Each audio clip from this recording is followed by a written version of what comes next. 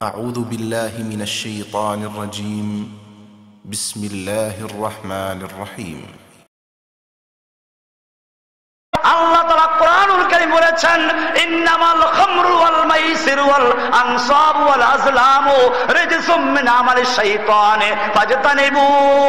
আল্লাহ তাআলা বলেন ইন্নামাল খামরু, নিশ্চয় মদ, জুয়া, মূর্তি, লটারি এগুলো শয়তানের কাজ, হারাম কাজ, এর থেকে বেঁচে থাকো। মদ হারাম করেছেন কে?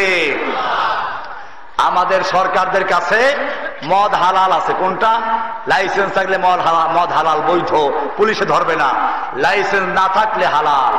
ও আমার জাতি, আল্লাহর হারামকৃত মদকে যারা লাইসেন্স দিয়ে হালাল করে মুসলমান থাকবে? এরপরে আল্লাহ তাআলা বলেছেন ইন্নামাল খামরু ওয়াল মাইসির ওয়াল আনসাব। আনসাব মানে হচ্ছে মূর্তির বেদি স্থাপন করা, মূর্তি স্থাপন করা। আল্লাহ তাআলা বলেছেন মূর্তি তৈরি করা হারাম, মূর্তি পূজা করা হারাম, মূর্তির সামনে দাঁড়িয়ে থাকা হারাম। নামাজে দাঁড়াই ইবাদত করি কার কাছে? এখন যারা মূর্তির সামনে গিয়ে দাঁড়াইয়া থাকে তারা ইবাদত করে কার? নগ্ন পায়ে হেঁটে যায়, এরপরে ফুলের তোড়া দিয়ে মূর্তিকে সম্মান জানায়, এরপরে 1 মিনিট নীরবে দাঁড়িয়ে থাকে।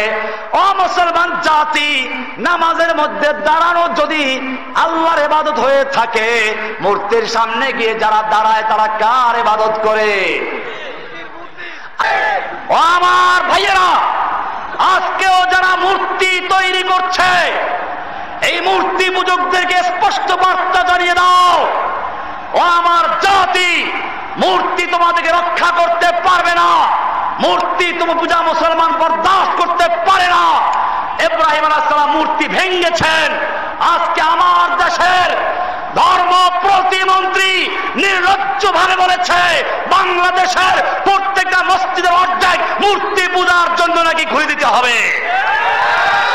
ও আমার জাতি, এই মূর্তি পূজকদের বিরুদ্ধে লড়াই করতে গিয়ে যদি, মসজিদগুলোকে মূর্তি মুক্ত করতে গিয়ে যদি বুকের তাজা রক্ত নিতে রাজি আছেন ইনশাআল্লাহ।